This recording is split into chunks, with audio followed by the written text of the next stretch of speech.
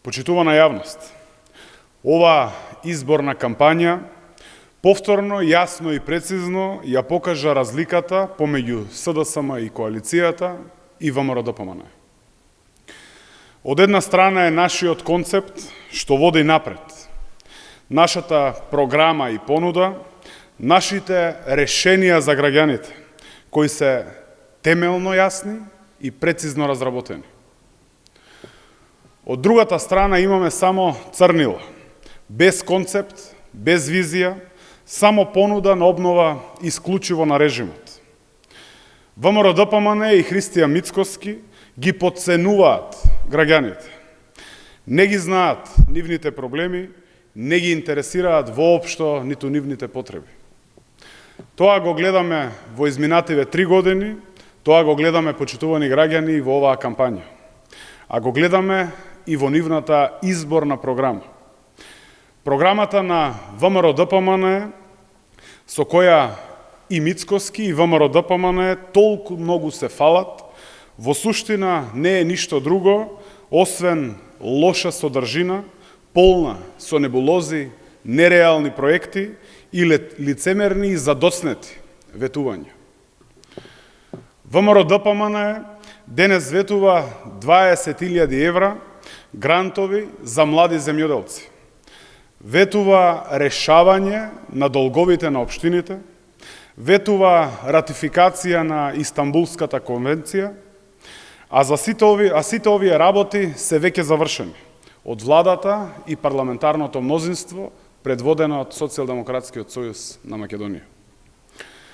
Уште еден од многуте докази дека ВМРО-ДПМНЕ директно работи против граѓаните е нивното ветување за нови концесии и за отварање на нови рудници. СДСМ и граѓаните со години се бореа да нема ефтини и опасни рудници, а ВМРО-ДПМНЕ денес повторно ги ветува рудниците на смртта. Тоа е јасно затоа што за ВМРО-ДПМНЕ од секогаш профитот бил пред здравието на граѓаните, секогаш за ВМРО-ДПМНЕ профитот бил пред здравата животна средина. Најлицемерното ветување на криминалната ВМРО-ДПМНЕ во нивната така наречена обнова е ветувањето, замислете, за нулта толеранција, за корупција и ветувањето за владење на правото. Денеска, почитувани граѓани, нулта толеранција нуди Христијан Мицкоски, кој секојдневно кршеше мерки и протоколи и забрани за заштита од коронавирусот, нуди Игор Јанушев, за кого слушаме како ќе тепал жени, како ќе убивал луѓе.